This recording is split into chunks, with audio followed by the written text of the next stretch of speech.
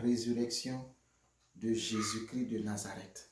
Et nous allons le voir sous plusieurs angles. Aujourd'hui, c'est la fête de Pâques et je sais que nous sommes tous des vieux chrétiens et que nous savons c'est quoi la Pâque. Nous avons la définition de la Pâque, mais aujourd'hui, je vais te montrer un autre aspect de cette célébration qui en fait est la victoire de Jésus. C'est celle-là, la victoire de Jésus qui nous permet de célébrer la Pâque. Sa mort et sa résurrection qui nous donne aujourd'hui la victoire et nous célébrons cette victoire-là.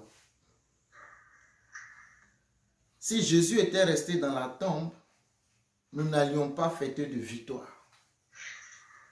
Mais gloire soit rendue à Dieu qui a sorti Jésus de la tombe. Amen. Il n'a eu besoin de l'aide de quiconque. Je dis bien quiconque. Comme il a eu besoin de l'aide de quiconque pour fonder le monde et l'humanité, Dieu n'a eu besoin de l'aide de quiconque pour sortir Jésus de la tombe.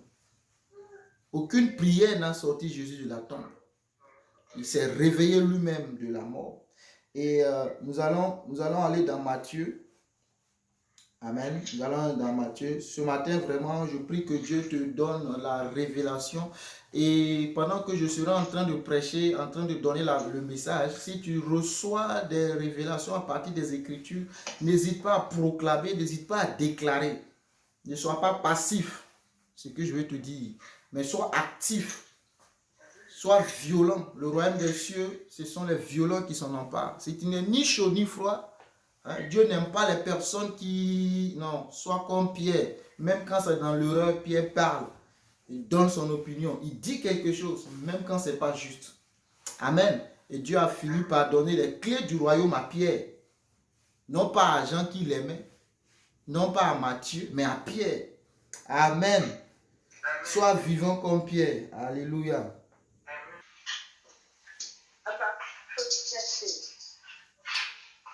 À partir de... la parole de Dieu.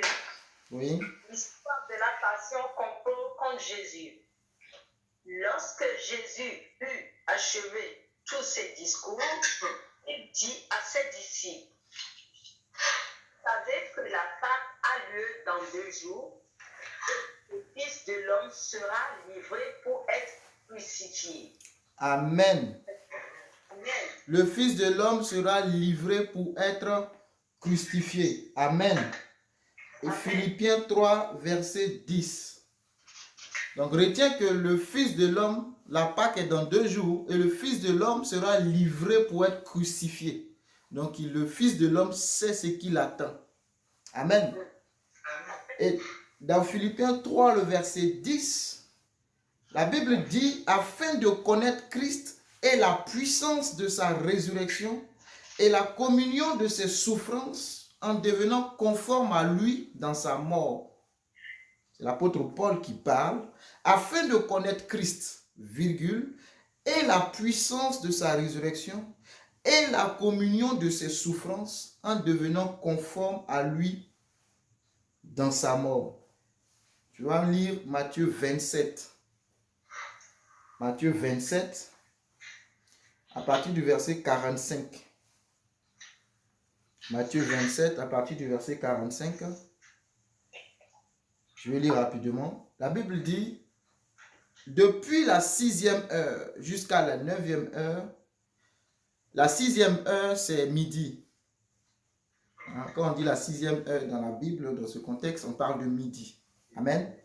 Et jusqu'à la 9e heure, qui est 3 heures de l'après-midi, il y eut des ténèbres sur toute la terre. Et vers la 9e heure, Jésus s'écria d'une voix forte et dit, Eli, Eli, lama sabachthani.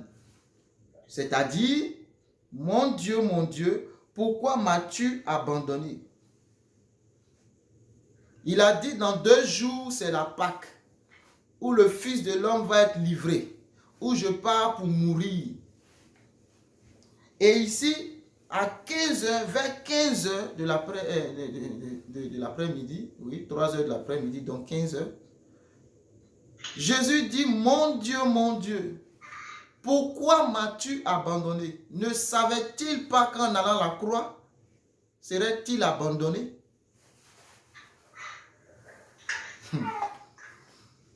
Ah Seigneur, ta grâce. Il dit, mon Dieu, pourquoi m'as-tu abandonné? Quelques-uns de ceux qui étaient là l'ayant entendu dire, il appelle Élie. Parce qu'il a dit Élie Sabatani. Ils sont charnels, eux. Ils n'ont pas compris. Amen. Et aussitôt l'un d'eux courut prendre une éponge qu'il remplit de vinaigre et l'ayant fixé un roseau, il lui donna à boire. Mais les autres disaient, laisse, voyons si Élie viendra le sauver. Jésus poussa de nouveau un grand cri et rendit l'âme. Souligne, rendit l'âme. Jésus rendit l'âme. Il a rendu l'âme.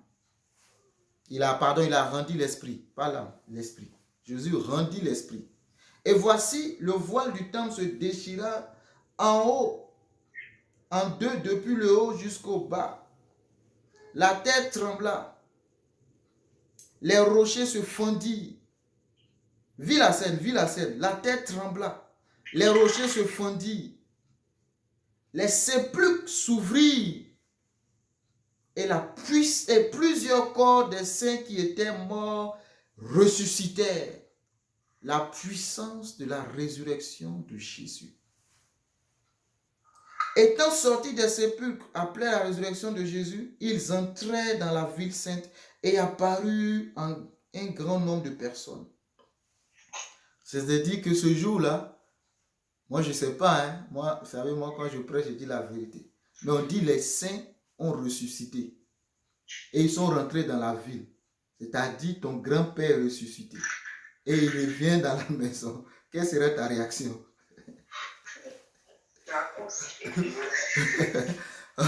Celui que tu allais enterrer, peut-être il y a 10 ans. Ce jour-là, il est sorti de la tombe et il vient toquer à la porte. Frère, aide-moi, je suis là. Mon fils, ouvre-moi. Mon fils, aide-moi, ouvre. Mon fils Charles, je suis là. Ma fille et mes frères, je suis là, ouvre. Quelle serait ta réaction? La puissance de la résurrection de Jésus. Amen. Amen. Le centenier et ceux qui étaient avec lui pour garder Jésus, ayant vu le tremblement de terre et ce qui venait d'arriver, furent saisis d'une grande frayeur et dirent, assurément, cet homme était fils de Dieu. Parce qu'il a vu un spectacle, il a vu quelque chose d'extraordinaire. Il a vu quelque chose qui s'est produit, le centenier romain. Il s'est dit, on n'a jamais vu un brigand mourir.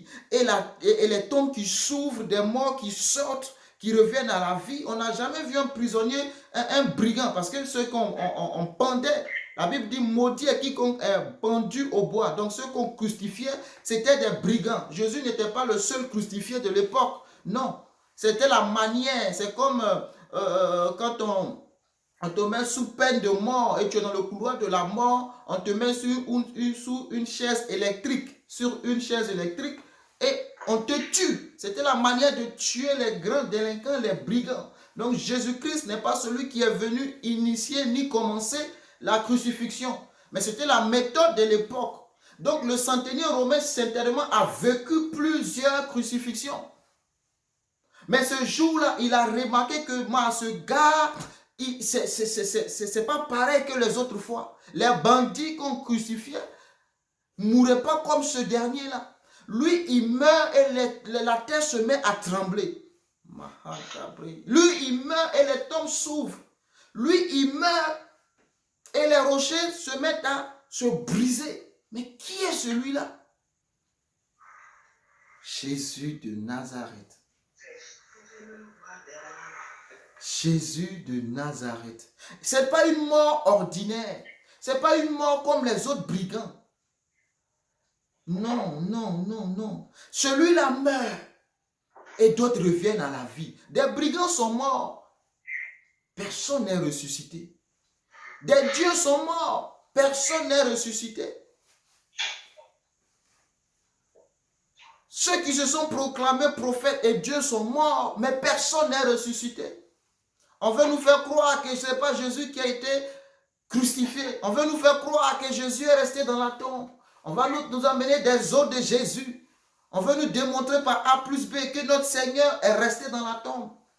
Mais laisse-moi te dire que le jour même de sa mort, des morts sont sortis de la tombe. Quelqu'un qui meurt et des morts sortent, et lui-même. C'est la question qu'il faut se poser. Si on est d'accord que par sa mort, des gens sont sortis, c'est-à-dire que la puissance de sa mort a ressuscité des hommes, et lui-même, restera-t-il dans la tombe? C'est la grande question. Si tu as ce pouvoir de faire sortir des morts, et toi-même tu es mort, oh la puissance de la résurrection de Jésus. Jésus-Christ est sorti. Mais la Bible dit, ce jour-là, ce n'était pas un jour ordinaire. De la 9e heure, de la 6e heure plutôt jusqu'à la 9e heure, quelque chose se passait. Le ciel s'obscurcit. Le monde venait de connaître quelque chose qu'il n'avait jamais vu. Jésus-Christ est mort. Mais comme je te le disais, Jésus-Christ n'est pas mort pour mourir, non. La Bible dit qu'il rendit l'âme. Pardon, pourquoi je dis l'âme? L'esprit. L'âme, va loin de moi. Il rendit l'esprit.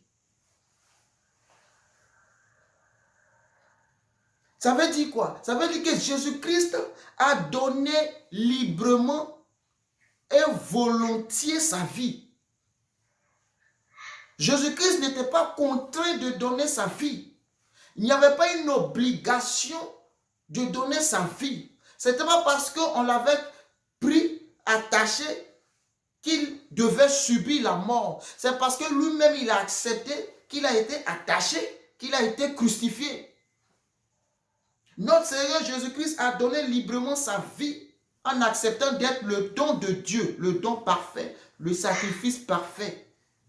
La Bible dit en Jean 3, 16 qu'à Dieu a tant aimé le monde qu'il a donné. Donné, don.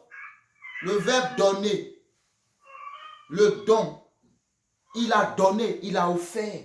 Parce qu'à l'époque, pour la rémission des péchés, il faut donner un sacrifice.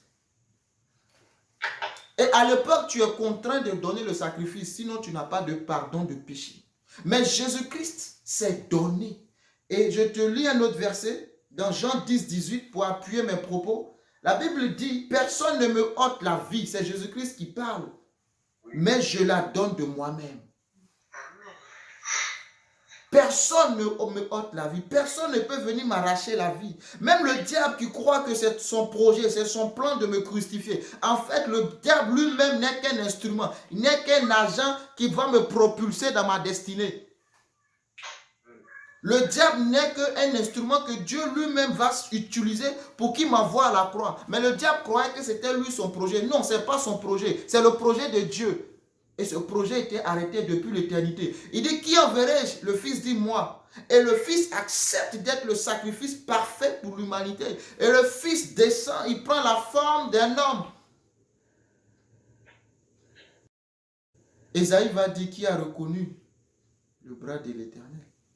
Il descend dans le sein d'une femme appelée Marie. Il prend la forme humaine. Pourquoi? Parce que pour exister sur la terre, il faut avoir une forme. Il faut avoir un corps. Quand tu es esprit, tu es illégal sur la terre. Donc Jésus ne déroge pas à cette loi. Il descend dans le sein de Marie. L'ange vient trouver la jeune femme. Il dit, tu es bénie entre toutes les femmes parce que tu as trouvé grâce aux yeux de Dieu. Le Fils très haut habitera ton sein.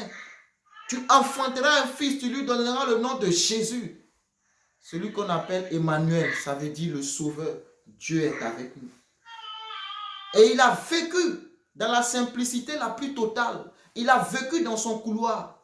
Il a vécu humblement sa vie. Jusqu'à l'âge de 30 ans. Il démarre son ministère. Pendant 3 ans et demi, il va bouleverser l'humanité. Il va bouleverser les ordres établis. Il va bouleverser les lois de l'époque. Il va faire quelque chose que les hommes n'ont jamais vu. Il va commencer à faire des choses extraordinaires. Il marchait dans le couloir de sa destinée et allait jusqu'à la croix. La Bible dit quand il sentait venir la mort, le poids de la mort, l'angoisse, il s'est mis à prier dans le jardin de Gethsemane. Il a prié, tellement qu'il a prié. La Bible me dit que le sang, la sueur de Jésus est devenue comme du sang qui sortait de son corps. My God. Le sang. Et il a dit au Père, si cela m'est possible, que cette coupe s'éloigne de moi. Mais non pas ma volonté, mais ta volonté. Mais Père, je veux mourir pour eux. Père, je veux m'en aller pour eux. J'accepte, Père. C'est difficile, papa, mais je ne vais pas renoncer. Pierre voulait qu'il renonce. Pierre a dit non, tu ne mourras pas. Il dit, laisse faire, Pierre, tu ne sais pas. Le diable voulait se saisir de Pierre. Il dit non, Pierre, laisse faire. Laisse faire, Pierre. Il faut que je passe là. Pour le moment, tu ne comprends pas, mais plus tard, tu comprendras. Pour le moment, tu ne sais pas, mais plus tard, tu comprendras. Pierre, je veux aller, laisse partir. Et lui-même, il voulait à un moment donné renoncer. Mais il dit, papa, j'ai déjà dit oui, je ne peux plus faire marche arrière. Pourquoi toi, tu veux faire marche arrière? Parce que c'est difficile. Parce que tu vois la croix s'approcher, tu veux faire marche arrière. Pourquoi? Pourquoi tu veux abandonner? Pourquoi tu es si découragé? Lui, il a porté le poids de l'humanité, le péché du monde. Et il accepte d'aller. La Bible dit qu'ils vont le lier. Ils vont lui ôter les vêtements qu'il avait sur lui. Ils vont lui mettre d'autres vêtements qui ne sont pas ses vêtements. Ils vont lui faire porter une couronne qui n'est pas sa couronne. Une couronne d'épines à la place de la couronne de gloire.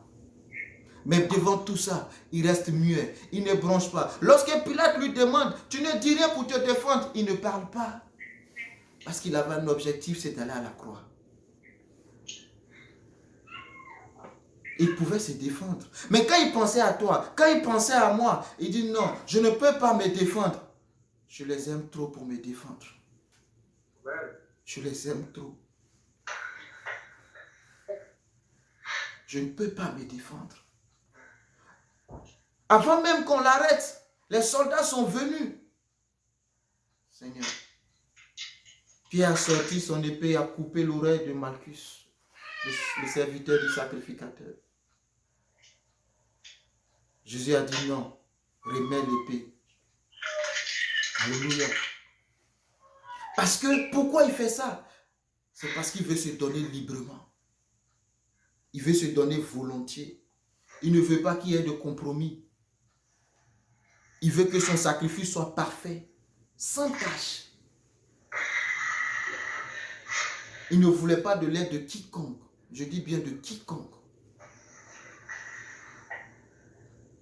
Il ne voulait pas de l'aide de quiconque. Et à la croix, le Père détourne ses regards. Pourquoi le Père détourne ses regards? Parce que le péché, le poids du péché était sur lui. Et ma Bible me dit dans Ésaïe 59, le verset 1, non, la main de l'Éternel n'est pas trop courte pour sauver, ni son oreille trop dure pour entendre. Et Jésus a dit, Père, Père, pourquoi m'as-tu abandonné? Et ma Bible me dit que les oreilles de Dieu ne sont pas trop dures pour nous entendre. Donc ça veut dire que Il a entendu. Il a entendu. Mais pourquoi s'est-il détourné de son fils? Parce qu'il y avait le poids du péché. Et la Bible me dit, surtout dans ce verset, que mais c'est qui? Mais c'est pas de vous, c'est quoi?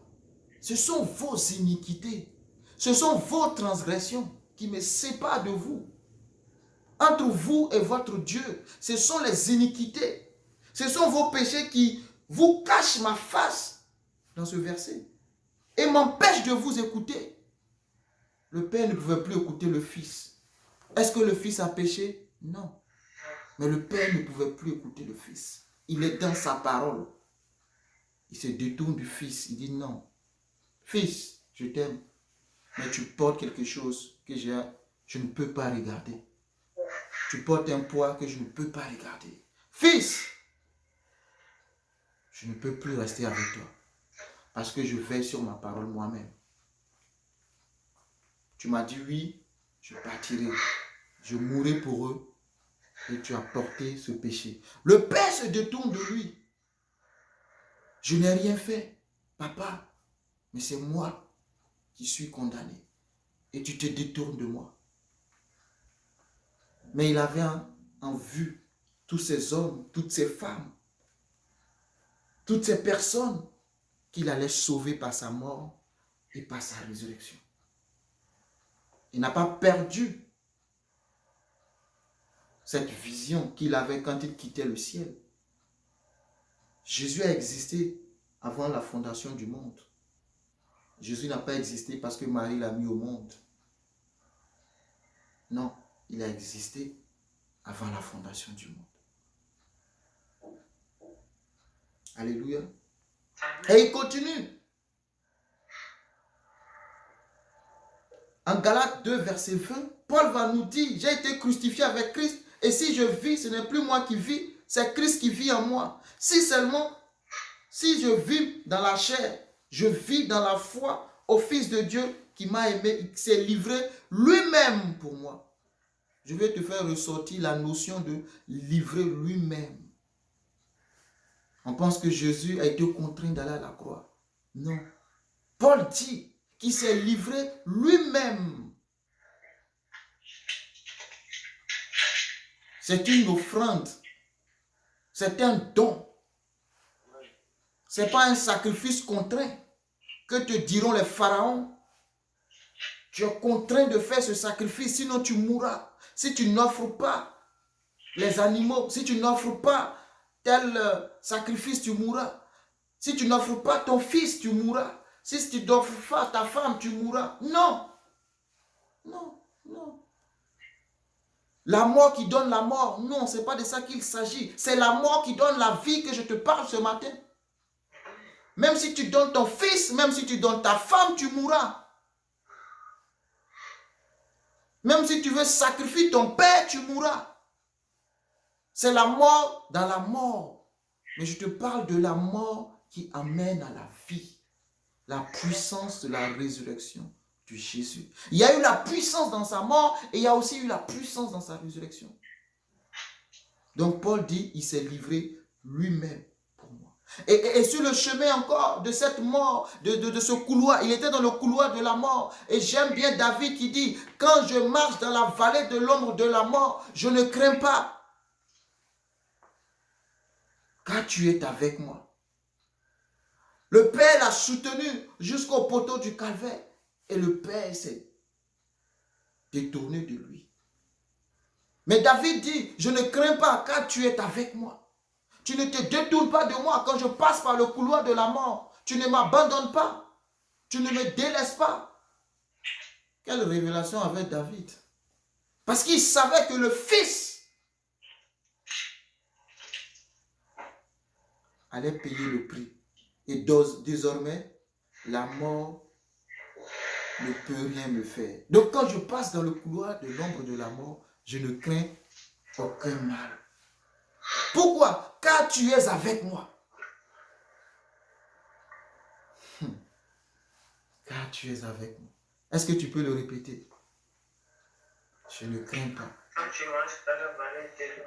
Répète-le. Je ne crains pas, car tu es avec moi. Et ma Bible me dit en Matthieu 27, 33 à 34, arrivé au lieu nommé Golgotha, ce qui signifie lieu de crâne, ils donnèrent à Jésus à boire du vin mêlé de fiel. Mais quand il eut goûté, il ne voulut pas boire. Ils ont voulu adoucir les souffrances de Jésus. Parce qu'on donne ce vin-là à ces brigands pour qu'ils supportent la souffrance. Déjà, le vin, quand tu le bois, sans faire attention, il va te rendre ivre. Et quand tu es ivre, tu deviens inconscient en quelque sorte. Tu n'es pas maître de toi-même. Et les actes que tu poses, tu les poses sans réfléchir. Mais Jésus voulait rester lucide et conscient de l'acte qu'il est en train d'accomplir.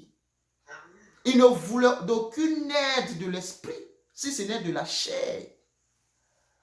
Il refuse de voir. Et il faut que la parole, la prophétie s'accomplisse. Non. Vous n'allez pas m'aider. Vous n'allez pas embrouiller mon esprit. Vous n'allez pas m'embrouiller. Je vais rester lucide jusqu'à la fin. Pour que ce que le Père m'a dit s'accomplisse.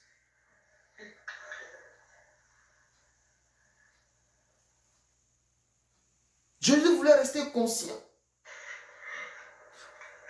Jésus étant l'agneau consacré à Dieu a rejeté le fiel de la terre offert par les hommes afin de préserver sa pureté Il a dit à ses disciples à la Sainte Seine, c'est le dernier vin que je prends avec vous.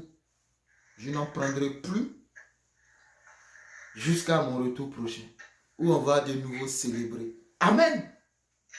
Mais sur le chemin, on lui donne du vin. Il a déjà dit, je ne prends plus de vin. Il goûte, il se rend compte que c'est du vin. Il dit, les gars, je ne prends plus de vin. Non, ce que je dis, je fais. Je ne prends plus de vin. Mais Jésus, c'est pour adoucir tes souffrances, c'est pour t'aider. Je ne prends plus de vin. Qu'est-ce que vous ne comprenez pas? Vous n'avez pas à m'aider. Je suis Dieu.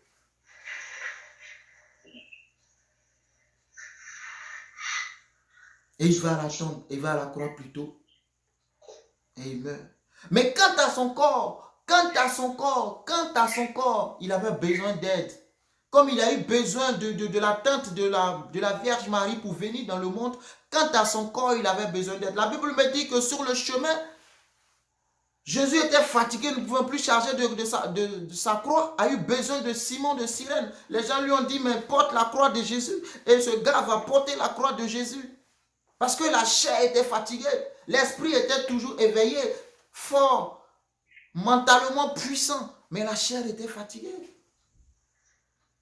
Et quand il va mourir, il y a un homme appelé Joseph d'Arimathée qui va arriver pour demander le corps de Jésus et aller acheter un linceul, trouver une tombe qu'il avait faite pour lui-même, taillée. Il va déposer Jésus. Quant à la chair, il eut besoin de l'aide. Mais ce n'est pas le corps qui intéressait Jésus. C'était l'esprit qui devait rester lucide. L'apôtre Paul dit que le corps, c'est une tente. Même s'il se détruit, mon homme intérieur se fortifie et se renouvelle. Le plus important, ce n'est pas la tente, ce n'est pas le corps, mais c'est l'homme intérieur, l'esprit qui se fortifie et qui se renouvelle. Et Jésus-Christ n'est pas resté dans la tombe. Ça, c'est le point numéro 2 que je vais traiter avec toi. Le point numéro 1, il s'est donné librement. Le point numéro 2, il n'est pas resté dans la tombe. À 1 Corinthiens 15, il dit, avant que je lise 1 Corinthiens 15, lisons Apocalypse 1, 17 et 18. Parce que ce jour-là, le premier jour de la semaine, c'est-à-dire aujourd'hui, les femmes, les braves femmes, que Dieu vous bénisse, ont cru en la parole et elles sont parties à la tombe de Jésus. Dieu m'a fait comprendre une vérité à ce niveau. Moi, je croyais que c'est l'ange qui est venu rouler la pierre, Jésus est sorti. J'ai toujours cru ça. L'ange est descendu, il a roulé la pierre et Jésus est sorti. Il dit, fils, tu te trompes. Je n'ai besoin de quiconque. Et je me suis mis à étudier la vie de Jésus. Toutes les fois où il y a eu intervention angélique, c'était pour le cas des hommes, mais pas pour lui-même.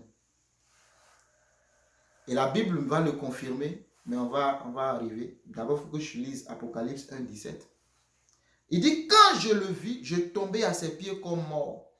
C'est Jean qui parle, parce que c'est lui qui a reçu la révélation, l'Apocalypse. Il dit, quand je le vis, je tombais à ses pieds comme mort. Quand je le vis, je tombais à ses pieds comme mort. Il posa sur moi sa main droite en disant, ne crains point. C'est la même chose que l'ange a dit aux femmes. Vous, n'ayez pas peur. Pourquoi il précise vous? Parce qu'il y avait aussi les gardes qui étaient là. Les gardes, ayez peur. Mais vous, femmes, n'ayez pas peur. Tu as peur de quoi ce matin? Qu'est-ce qui te fait peur? La terre a tremblé, tu as peur? Les rochers se sont fondus, tu as peur? Tu as peur de quoi? L'ange leur dit, vous, il précise bien, il dit, vous, femmes, n'ayez pas peur. Je suis une femme, tu as peur? J'ai besoin de mon mari pour me protéger. Il dit, vous, n'ayez pas peur. Il faut mon mari à mes côtés. Chérie, il faut vite rentrer, oh, je t'attends. J'ai peur, je suis seule à la maison. Mais vous, n'ayez pas peur, femme, parce que les hommes ont fui. Tu comptes sur des gens qui ont fui pour te protéger.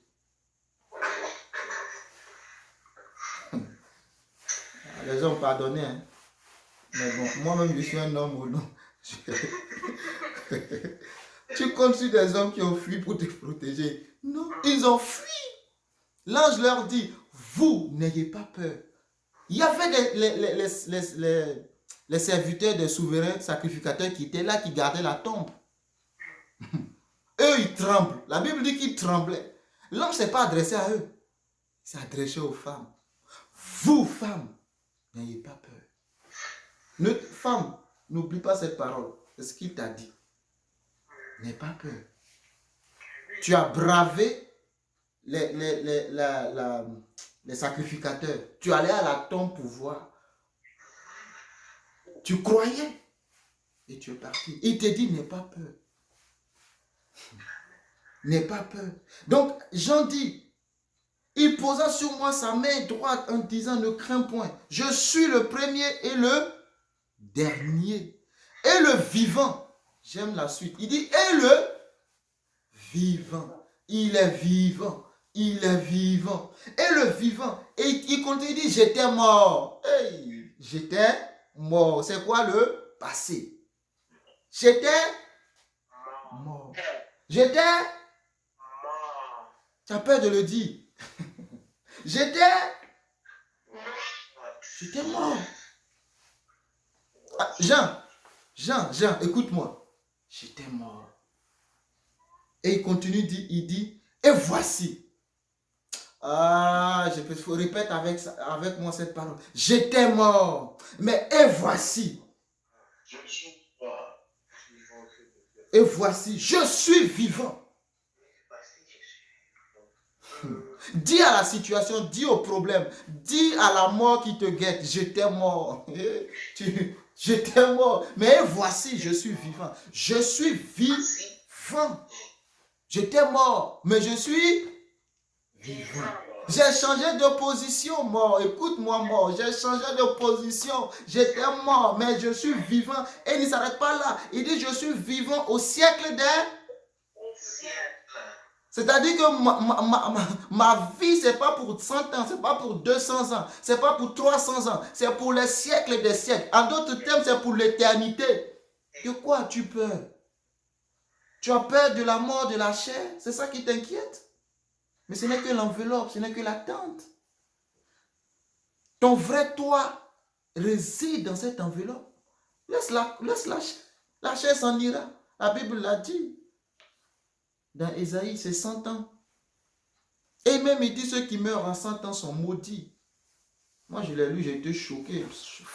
Avant-hier, franchement, ça m'a fait vroom dans la tête. Il dit ceux qui meurent à 100 ans sont les maudits. Vas-y comprendre. Amen. Amen. On peut évoluer. Tu es avec moi? Et il continue, il dit, je tiens les clés de la mort et du séjour des... Qui tient les clés? Il faut répéter. Qui tient les clés? Participe avec moi. Qui tient les clés?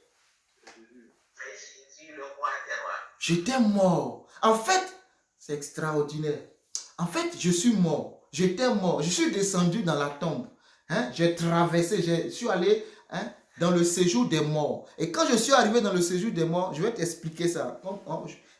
Je suis descendu. J'ai dit, Abraham, aux saints, ceux qui étaient morts, les saints, j'ai dit, sortez, levez-vous. Isaac, sort. Joseph, sort. Jacob, lève-toi, sors. Voilà les saints qui sont morts. Il disait à Daniel, sors.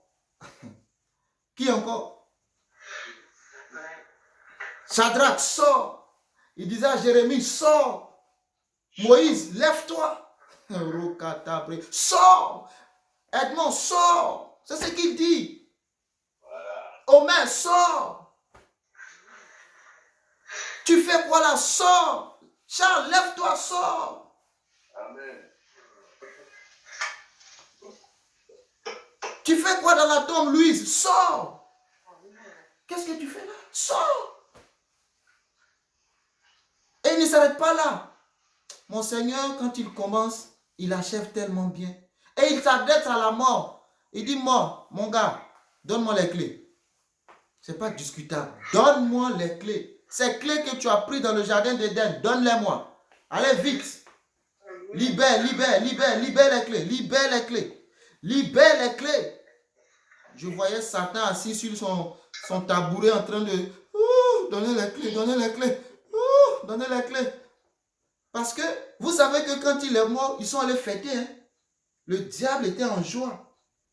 On l'a vaincu, on l'a vaincu. C'est comme ça les sorciers dansent sur toi.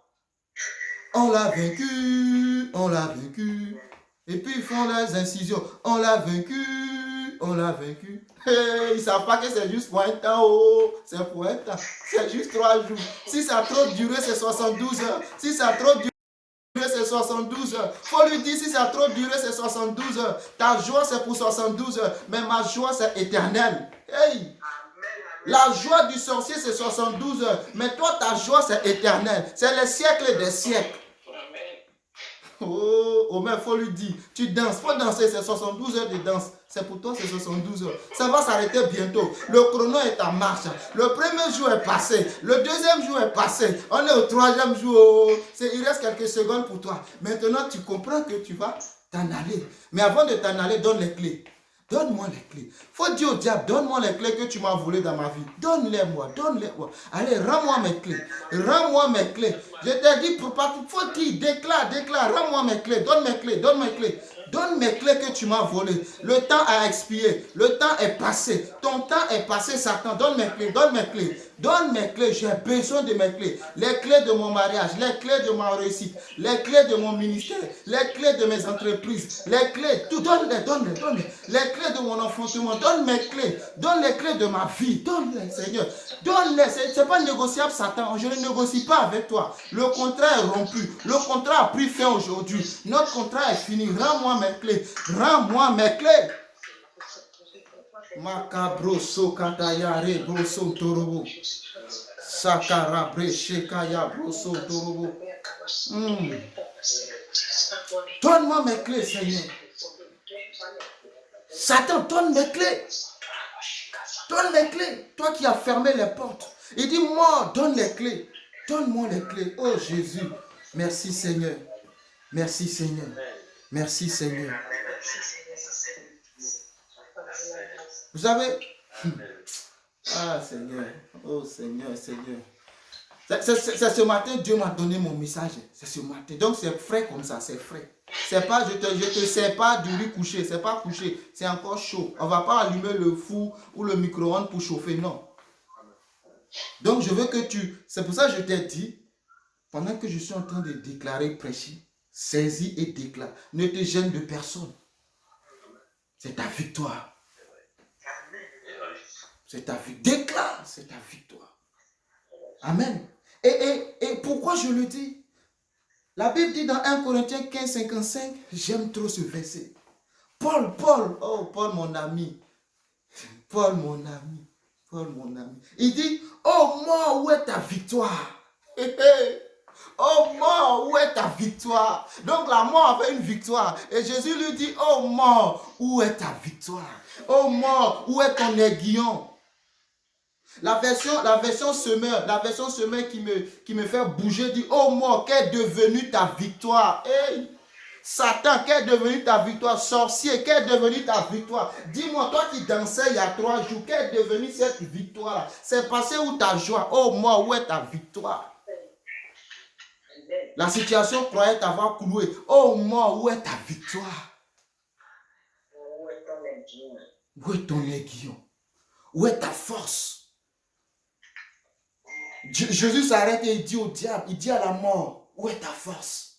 Où est ta force? Tu me crucifiais, tu étais heureux. Tu m'as attaché, tu m'as donné une couronne d'épines, alors que moi je porte une couronne de gloire. Mais j'ai accepté la couronne d'épines pour que mes enfants ne portent plus de couronne d'épines, mais qu'ils portent des couronnes de gloire. C'est pourquoi la Bible dit que nous sommes un peuple de sacrificateurs. Nous sommes des rois. Le roi des rois, c'est Jésus et nous sommes des rois. Pourquoi tu es roi? Le roi sans une couronne n'est pas un roi. Mais tu portais une couronne d'épines. Et la couronne d'épines, l'épine qu'on mettait sur la tête de Jésus, ce n'est pas une épine à 0,05 mm. C'était de grosses épines. Donc quand tu posais sur sa tête, ça a dû toucher le crâne quelque part là-bas. Ça a dû déchirer la chair. Il a porté cette couronne. Il a dit, c'est la couronne d'Omer que je porte. Maintenant, Omer tient ma couronne de gloire parce que l'apôtre Paul va me dire que si nous sommes ressuscités avec lui, nous régnerons aussi avec lui.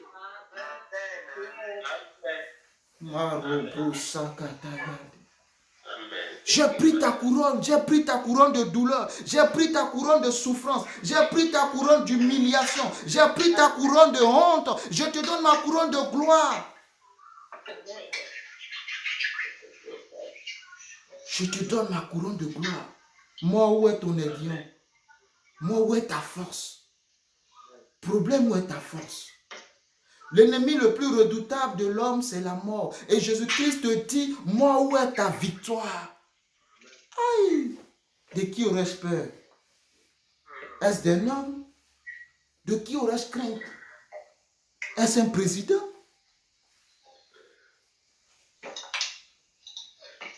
Tu es un roi. Tu es un roi. Mais le problème, c'est que tu ne prends pas conscience que tu es un roi. C'est le problème. Mais tu es un roi.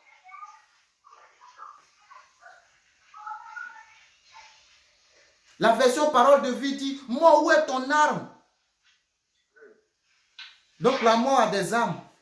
Elle tire des flèches empoisonnées pour te détruire. Mais moi, où est ton âme? Moi, où est ton âme? Moi, où est ton âme? Dis-moi, où est ton âme sur laquelle tu comptes pour tuer? Où elle est, cette âme? La puissance de la résurrection de Jésus.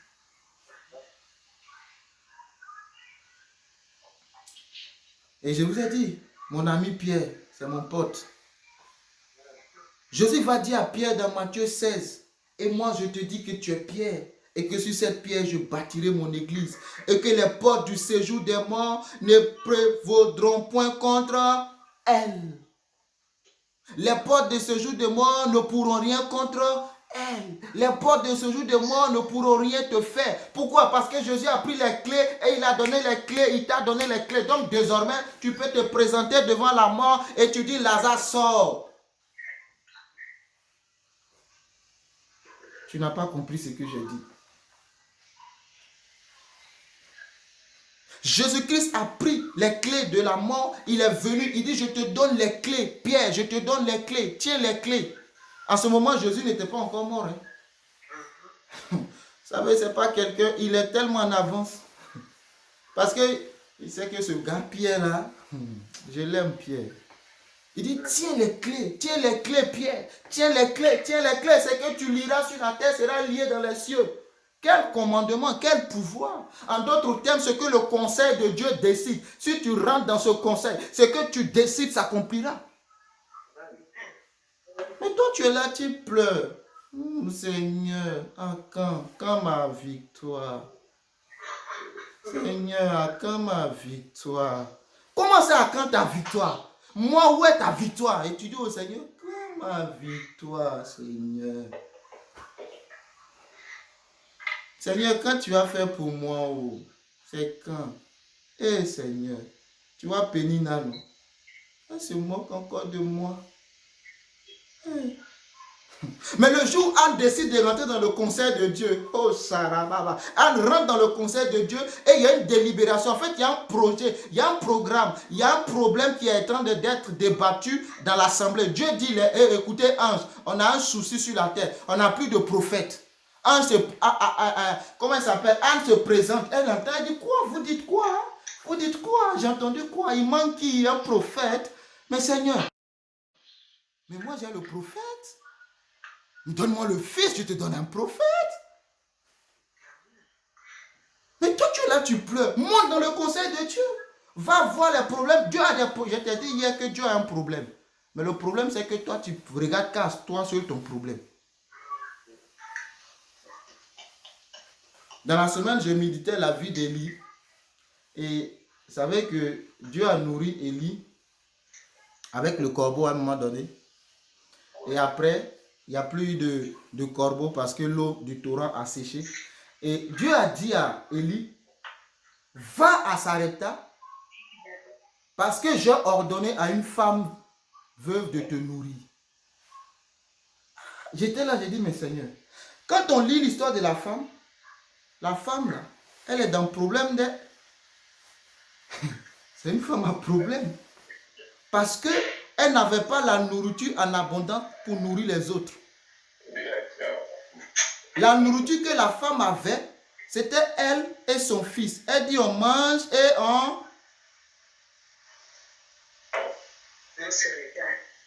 on se regarde, on va mourir. Et Dieu m'a fait comprendre que Élie a un problème de nourriture. La femme a un problème de nourriture. Comment un problème peut résoudre un problème? Expliquez-moi. Moi, j'ai un problème pour payer le loyer. Pasteur Edmond a un problème pour payer le loyer. Dieu me dit, va voir Pasteur Edmond, il va payer mon loyer. Pourtant, Pasteur Edmond lui-même ne peut pas payer son loyer.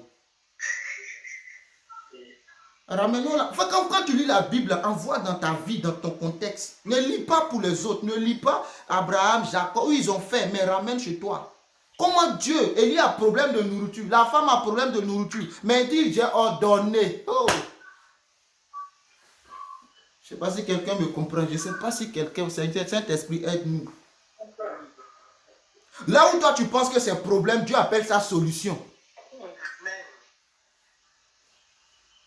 C'est que toi, tu vois problème, Dieu voit solution. Hey, prophète, moi, mon fils, oh. Hey, prophète, t'as pas pitié. C'est quel faux prophète, ça? Hey, Dieu t'a pas montré que c'est notre dernier repas. Oh, sors de la religion, sors de la religion, sors de la chair, sors de la chair. Commence à marcher dans l'esprit. Commence à marcher dans l'esprit. Commence à marcher dans l'esprit. Amen. Marche dans l'esprit.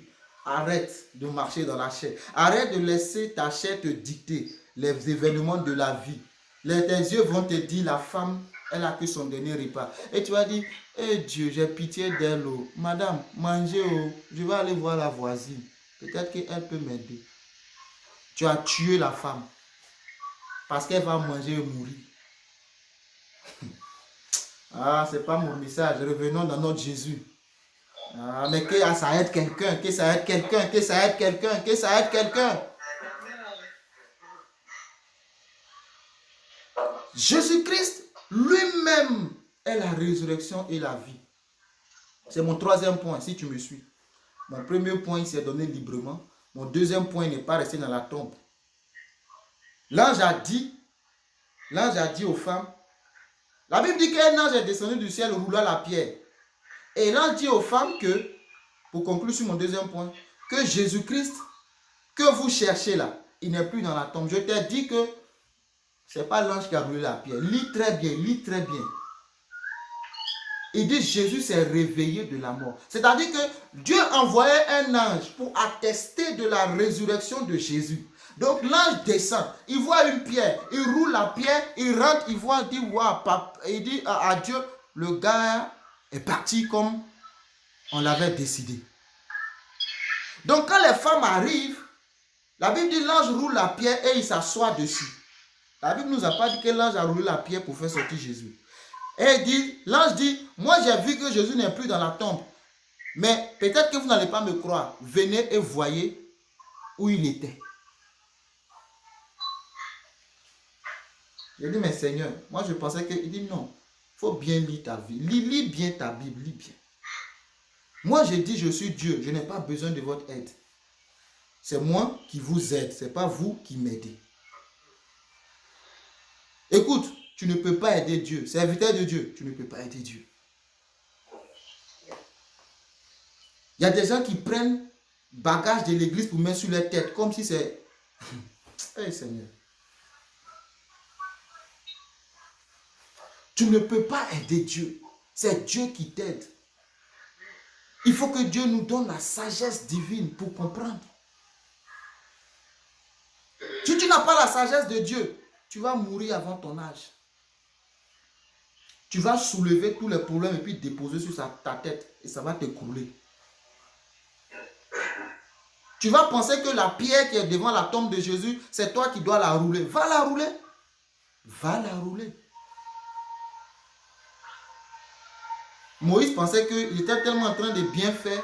Il a fallu son beau-père Jéthro pour dire Moïse, hé beau-fils, si tu continues comme ça, tu vas mourir. Il faut déléguer, faut déléguer. Homme de Dieu, déléguer, déléguer. Il faut déléguer des hommes de 50, des responsables de 50, 200, 2000.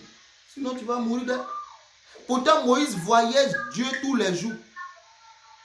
Mais Dieu ne lui a jamais dit, Moïse, il faut déléguer. Je fais ma parenthèse, on continue.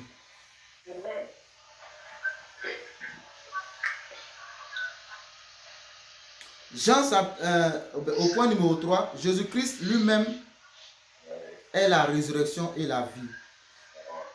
Car comme le Père ressuscite les morts et donne la vie, ainsi le Fils donne la vie à qui il veut. Comme le Père ressuscite les morts et donne la vie, Jésus-Christ lui-même donne la vie à qui il veut. Tout ce que Jésus dit, il le fait. Et tu connais bien l'histoire de Lazare. Il a dit à Marthe et Marie, si tu crois, tu verras la gloire de Dieu. Lazare est mort. Je prends ça pour illustrer. Je ne vais pas te lire, le temps est avancé. Mais Lazare est mort. Et elles ont dit, d'abord ils envoyaient Jésus. Jésus, il est occupé. Jésus, toi tu es bizarre, hein? On t'a nourri. On t'a nourri. À cause de Lazare, on t'a nourri. Quand tu venais chez nous, là, on te logeait, on te nourrissait. Ton ami Lazare est malade. On t'appelle Jésus. Viens le sauver. Et toi, tu dis non. Tu es occupé. Ah bon, hein? Tu es occupé. Jésus, toi, tu es occupé aujourd'hui, hein? C'est pas ce que tu dis. Je t'appelle aujourd'hui, Omer. Il faut m'aider. Tu dis tu es occupé. Tu as raison. Quand tu passais chez moi, là, je te logeais, je te nourrissais. Aujourd'hui, je suis dans un problème, je t'appelle, tu es occupé. D'accord? Avant, je suis allé rendre visite à une dame, à Anthony. Et elle m'a sollicité pour un petit souci, là. Et il y avait sa camarade qui arrive parce qu'elle suivait une personne âgée. Et l'autre qui arrive en pleurs. Le monsieur que je suivais vient de décéder. Et ce qui m'a choqué, c'est quoi? Elle dit, j'ai appelé sa fille pour dire, ton père est mort. Sa fille dit, je suis occupée. Je suis occupée. Je suis occupée. Je suis occupée. Ah bon, tu es occupée? Ton géniteur est mort, tu es occupé.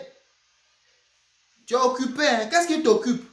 Ah non, et la fille de poursuivre, la femme de poursuivre, elle a dit quand son père va mourir, elle va vendre la maison. La maison, c'est 1 500 000 €. C'est ce qui l'intéresse. Je suis occupé. Je suis occupé.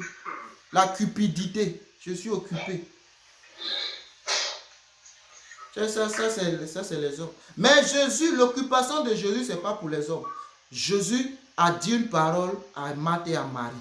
Et Jésus voulait voir si Marthe et Marie appliquent la leçon.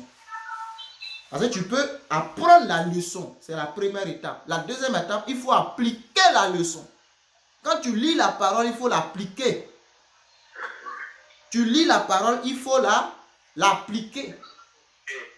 Jésus laisse son ami qu'il aimait. La Bible précise bien qu'il aimait Lazare. Qui va laisser la personne qu'il aime mourir? Personne. Mais il a laissé mourir. Et puis il se présente maintenant. Elle court devant lui. Mais si tu aurais été là, comme toi et moi nous le faisons. Si tu aurais été là, on ne m'aurait pas chassé de ma maison. Si tu aurais été là, c'est Jésus. Si tu aurais été là, je n'aurais pas perdu mon boulot. Si tu aurais été là, Jésus, mon entreprise ne serait pas fermée. Si tu aurais été là, hey Jésus, tu es en retard. Oh. Ça fait 4 jours, toi tu es en retard. Ah, Jésus dit, ah, tu as oublié ce que je t'ai dit. Louise, tu as oublié. Tu as oublié. Moi, je t'ai dit quoi? Que si tu crois, tu verras ma gloire. Est-ce que moi, je t'ai dit que si tu crois pour 2 jours, si tu crois pour 3 jours, est-ce que je t'ai dit que quand il y a le problème là, si ça dépasse 10 jours, pardon, ne m'appelle plus. Donc, dis-moi, est-ce que moi, je t'ai dit que si ton problème fait 2 ans, il ne faut plus me biper? Non. Je ne t'ai pas dit ça. J'ai seulement dit si tu crois. Point. Tu verras ma gloire. Point. C'est ce que je t'ai dit. Mais pourquoi toi tu dis ça fait déjà 4 jours, ça fait déjà 4 ans, ça fait déjà 10 ans, ça fait déjà 15 ans. Mais attends. Et tu dis je suis en retard. Si tu aurais été là, Seigneur, viens voir où on l'a mis. Il sent déjà. Et Jésus dit je suis le Dieu des cas impossibles. J'aime ce qu'il sent. Moi j'aime ce qu'il sent. Ce qu'il sent là, c'est ça que j'aime. Moi j'aime pas ce qu'il est. Non, j'aime ce qu'il sent. Il sent déjà. Il dit, hey, ça c'est bon. Quand il sent déjà, là la médecine ne pourra pas contredire. Il sent déjà, c'est pourri. La médecine ne pourra pas dire en fait, il était dans le coma. Peut-être que c'était le coma et on pensait qu'il était mort. Donc, il est ressuscité. En fait, c'était le coma. Non, il sent déjà. Quand on dit il sent déjà, ça veut dire il est en décomposition. Le ventre a explosé. Parce que quand l'homme meurt, 3-4 jours après, tu gonfles à cause de l'eau et tu exploses. Et les asticots commencent à bouffer. Donc, quand toi, tu te regardes, je suis joli là, c'est asticot qui va finir avec toi à la fin. Fais attention. La Bible dit que la vie de l'homme, c'est comme la poussière. L'homme paraît un jour, disparaît. Donc, fais attention.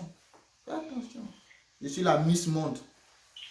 Est-ce que vous me connaissez? Tu sais qui je suis, moi? Tu es qui? Tu es poussière. Et il sent déjà. Jésus laisse pourrir. Parce qu'on va dire, tu sais, on va dire, hey, peut-être que c'est AVC, que c'est le coma. Et nous, on pensait que c'était la mort. Et on l'a enterré. Non, il sent déjà, il est pourri. Jésus dit, c'est ça que moi j'aime. Et vous connaissez la suite. Jésus a les clés de la... Il arrive, il dit, mon gars Lazare, je suis venu, on va aller cueillir nos mangues encore. Sors. On n'a pas fini de cueillir nos mangues. On doit aller se balader. On a beaucoup de boulot. J'ai juste laissé le temps à tes soeurs pour comprendre. Mais elles n'ont pas compris. Mais sort Lazare. Et puis Lazare est sorti. Lazare est sorti. Ce matin, il faut dire à ton Lazare de sortir. Dis-lui. Dis-lui. Dis-lui, dis à ton Lazare. Moi, je ne connais pas ton Lazare. Dis à ton Lazare, sort. Il a donné, je t'ai dit qu'il t'a donné les clés. Maintenant, présente-toi devant la tombe. Dis, Lazare, sort. Dis à ton Lazare que tu attends là, qui est mort, qui est pourri. Dis à ton Lazare, pardon, sors. Sors, on va partir, Lazare. Sors. Dis à ton Lazare de sortir. Commande à ton Lazare. Jésus devant la tombe, il n'a pas dit, s'il te plaît, Lazare, est-ce que tu m'aimes aussi comme je t'aime? Est-ce que tu peux sortir? Non, hein. La Bible dit, il a levé les yeux, il a rendu grâce au Père, il a dit, Lazare, mon ami, dehors. Lazare, sort. C'est un ordre. Donc, si toi, tu es là pour dire, Lazare, s'il te plaît, tu peux sortir.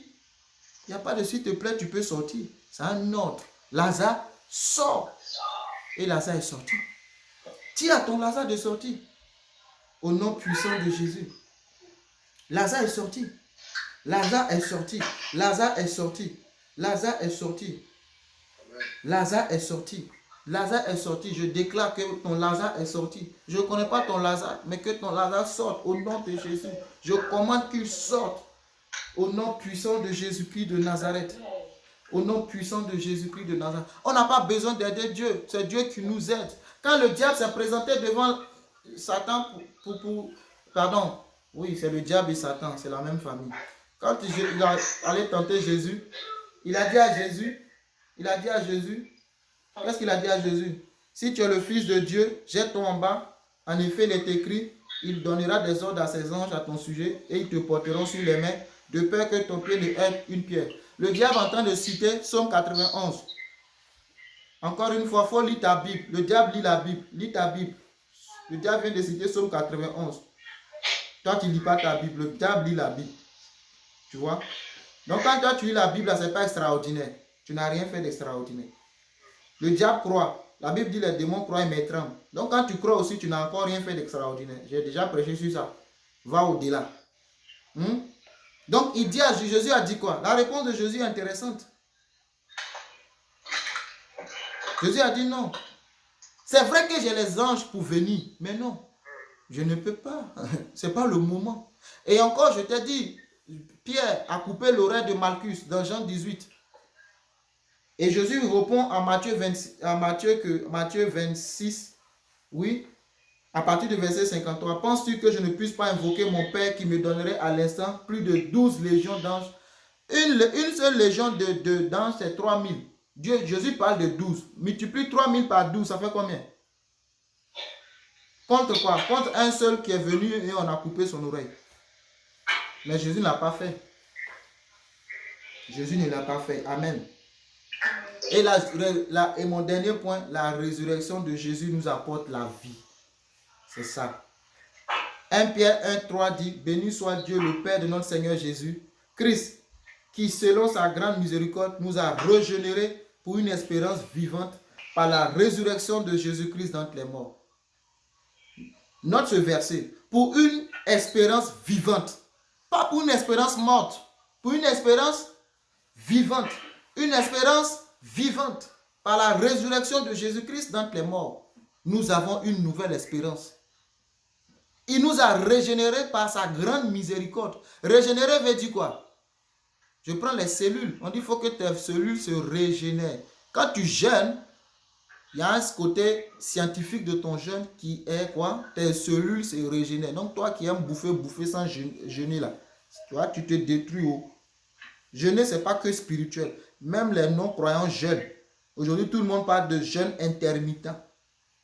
Parce qu'ils ont vu les bienfaits du jeûne. Donc, quand tu jeûnes, il y a des bienfaits. Donc, je prends l'exemple pour que tu comprennes. Donc, il dit, il nous a régénérés. Donc, tes cellules qui sont mortes, par la résurrection de Christ, ces cellules sont régénérées. Maintenant, tu as une maladie dans ton corps en ce moment, mais tu utilises ce verset, tu dis, Seigneur, par la puissance de ta résurrection, mes cellules malades sont régénérées. Ce n'est pas moi qui le dis. C'est comme ça qu'on prie Dieu en fait. Mais je régénère mon organisme. La puissance de la résurrection de Christ régénère mon organisme. Même si tu es vieux, hein, Dieu te régénère. Quand on te voit, tu as 70 ans, mais tu as l'aspect d'un jeune de 32 ans. La Bible dit que Caleb, même à 80 ans, Caleb avait la force d'un jeune de 40 ans. C'est ce que la Bible me dit. Mais c'est la régénération de la puissance de Dieu. Quand elle est active dans ta vie, on dit le gars il a 80, mais quand tu regardes, c'est un beau gosse de 40 ans. C'est la grâce et la faveur de Dieu. Amen. Donc la puissance de la résurrection de Christ nous ressuscite ce qui est mort. 1 Corinthiens 15, 21 à 23. Car puisque la mort est venue par un homme, c'est aussi par un homme qu'est venue la résurrection des morts. C'est par Adam que c'est arrivé la mort. C'est par Jésus-Christ qu'arrive la vie. Et 2 Timothée 2, 11. Il faut les relire, hein, s'il te plaît. Je demande pardon. Relis-les pour toi-même. Médite-les. Et prie avec. Parce que le temps a avancé. Je ne pourrai pas t'expliquer en profondeur. 2 Timothée 2, versets 11 et 12. Verset 11. Bon, tu peux continuer à 12, mais je lis le 11. Cette parole est certaine. Si nous sommes morts avec lui, nous vivrons aussi avec lui. Timothée dit cette parole est certaine. C'est-à-dire que quoi qu'il arrive, quoi qu'il advienne, cette parole est certaine. Si nous sommes morts avec lui, maintenant comme on meurt en Jésus, rapidement, c'est par le baptême. Paul l'explique en Romains. Quand tu te baptises, tu meurs avec Christ, tu es enseveli avec Christ et tu ressuscites avec Christ. Donc si tu n'es pas baptisé, pardon, il faut voir ton pasteur, Edmond, tu vas te baptiser. Baptise-toi, c'est important. Ça fait partie de la foi chrétienne. Il faut te baptiser. Je parle de baptême par immersion. Pas les gouttes d'eau qu'on a mis sur ta tête quand tu avais 2 mois. C'est pas de ça que je te parle. Parce que Jésus-Christ a donné le modèle parfait. Lui-même, il a laissé Jean le baptiser par immersion. Donc si ton sauveur, c'est par immersion, pourquoi toi tu veux par aspersion? Tu es bizarre, hein? Le gars lui-même, il a fait par immersion. Tu dis c'est lui ton sauveur, c'est lui ton maître. Mais tu ne veux pas faire ça. Toi, tu veux aspersion. Bon, ta tête là, c'est elle qui sera sauvée, c'est ça? C'est ton corps qui doit mourir. Est-ce qu'on a enterré une personne juste avec la tête? Dites-moi. Quittons la religion et vivons la vérité. Est-ce qu'on enterre une personne avec la tête une fois? C'est-à-dire qu'on a enterré que la tête, les pieds sont dehors. Dites-moi. Dans ton village, peut-être, dis-moi, peut-être qu'au Togo, là-bas, on enterre les gens avec la tête et les pieds dehors. Moi, en Côte d'Ivoire, je n'ai pas encore vu ça. Quand on enterre, là, c'est tout le corps. Et c'est ça. Donc, tu t'identifies à la mort. Donc, va te faire baptiser, toi qui ne l'as pas fait. Fais-le, c'est très important. Hein? Jésus est le chemin, la vérité et la vie. Et nul ne vient au Père que par lui. Et j'appuie mes propos quand je parle du baptême, c'est dans Romains 6, 3 à 5. Ignorez-vous que nous tous qui avons été baptisés en Jésus-Christ, c'est en sa mort que nous avons été baptisés. Voyez-vous, c'est en sa mort que nous avons été baptisés. Donc c'est très important. Et la chose la très, je dirais vraiment très importante, au-delà de tout ce que j'ai dit, pour conclure, c'est Colossiens 3, verset 1. Si donc vous êtes ressuscité avec Christ, cherchez les choses d'en haut, où Christ est assis à la droite de Dieu. La résurrection de Jésus-Christ, ce n'est pas pour seulement que ton Lazare sorte. Non. Mais c'est pour que tu puisses avoir la vie éternelle. Et Dieu dit, recherche les choses d'en haut, où Jésus-Christ est assis. N'oublie pas ça. Le fait de chercher les choses de la terre ne doit pas t'éloigner de ta finalité qui est la vie éternelle. Amen. Amen. Amen. Que la résurrection de Jésus-Christ, comme on l'a déclaré. Si toi tu n'as pas déclaré, moi j'ai fini de faire ma prédication. Et je t'ai dit, il faut déclarer.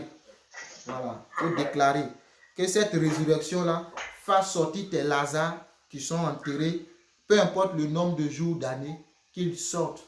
Et retiens qu'il t'a donné les clés de la vie. Donc il faut arrêter de pleurer. Arrête de pleurer. Rentre dans le conseil de Dieu quand ça ne va pas. Dieu me fera une grâce de traiter ce thème. Qui suis-je, enfant de Dieu? Et on va parler de ça. C'est un enseignement. On va parler de ça. Ta position dans le Seigneur. Un enfant de Dieu monte dans le conseil de Dieu. C'est ça un enfant de Dieu. Il monte dans le conseil de Dieu. Quand ça chauffe, Macron fait quoi? Il convoque les ministres. On parle de quoi? Conseil. Conseil de ministres. On prend les décisions. C'est pas ce qu'ils font pour le bien de la nation. C'est ce qu'ils font, non? Vous pensez que Dieu ne fait pas pareil? Vous pensez que Dieu ne fait pas? Je te donne simplement l'exemple de Anne. Dieu avait un problème de prophète. Anne est montée dans le conseil. Chaque année, elle pleurait. Mais le jour où elle est montée dans le conseil, elle n'a plus jamais pleuré. Que Dieu te bénisse et qu'il te garde. Et très bonne fête de Pâques. Amen.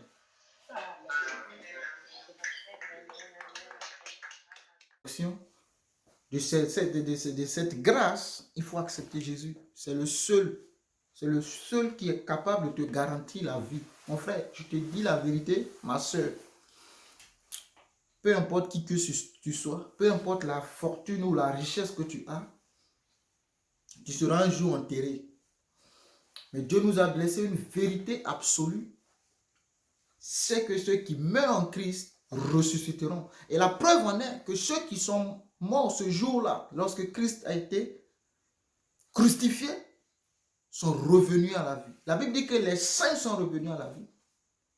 Alors je t'invite à accepter le Seigneur Jésus comme ton Seigneur et ton Sauveur. Ne te confie pas en tes richesses et en tes pouvoirs. Les hommes forts tombent et meurent, mais ne reviennent plus jamais à la vie. Mais notre Seigneur est tombé, mais il est revenu à la vie. Et il te promet, il te garantit cette vie. Aucune assurance ne peut te garantir cette vie. Souscris à toutes les assurances du monde que tu veux, mais ça ne peut te garantir la vie. Quand tu dors, que tu te réveilles, ce n'est pas ton assurance qui t'a réveillé, mais c'est Dieu qui t'a réveillé. Alors sois sage et intelligent. Et pense à ta vie après la mort. Parce qu'il y a deux éternités. Il y a la mort, c'est-à-dire l'enfer, et il y a la vie, c'est-à-dire le paradis. Et Dieu dit, je mets la mort et la vie de devant de toi, mais choisis la vie afin que tu vives. Je ne te parle pas de la vie que tu as maintenant. Celle que tu as là maintenant est limitée dans le temps. Mais je te parle de la vie éternelle qui n'est pas limitée dans le temps. Et Jésus-Christ reviendra très bientôt. Alors, ne sois pas endurci et ne ferme pas ton cœur. Ne crois pas au mensonge du diable. peu importe tes erreurs passées, peu importe ce que tu as commis, peu importe ce qui s'est passé, la Bible dit que Dieu t'a pardonné et ma Bible me dit que Dieu ne cesse de pardonner. Il ne se lasse point de pardonner. Dieu te pardonne tes erreurs si seulement si.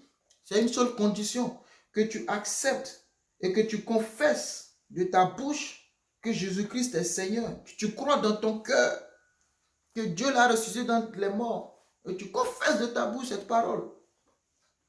Alors, tu auras la vie. Tu auras la vie.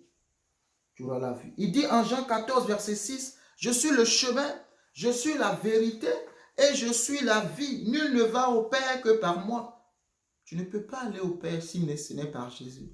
Écoute, je ne te parle pas de religion. Non, je ne te parle pas de religion. Mais je te parle de relation. Je parle de vie dans le royaume. Alors, tu peux faire cette prière. Seigneur Jésus, je t'accepte comme mon Seigneur et mon Sauveur personnel. Viens dans ma vie, efface mes fautes, efface mes péchés, efface mes transgressions.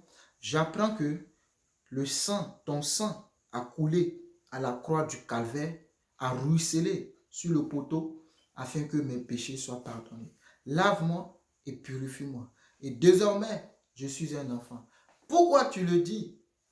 Tu es un enfant. La Bible dit dans Jean 1,12, à tous ceux qui l'ont reçu, à ceux qui croient en son nom, elle leur a donné le pouvoir de devenir enfants de Dieu, lesquels sont nés non de la chair, ni de la volonté de l'homme, mais de la volonté de Dieu.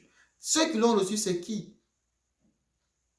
Les enfants de Dieu. Ils reçoivent quoi? La parole de Dieu. Qui est la parole? Jésus-Christ. Quand tu reçois Jésus-Christ, tu deviens enfant de Dieu. Alors toi qui as fait cette prière, bienvenue, que Dieu te bénisse. Désormais, tu es dans le royaume et vis pleinement ta foi au nom de Jésus-Christ. Amen. Amen. Amen. Que Dieu te garde, que Dieu te protège, que Dieu te bénisse richement. Et encore, bonne fête de Pâques. Tu es passé de la mort à la vie. C'est ça la Pâques. Tu es passé de la mort à la vie. Désormais, tu es un enfant de Dieu vivant. Dieu te garde. À très bientôt. Au revoir.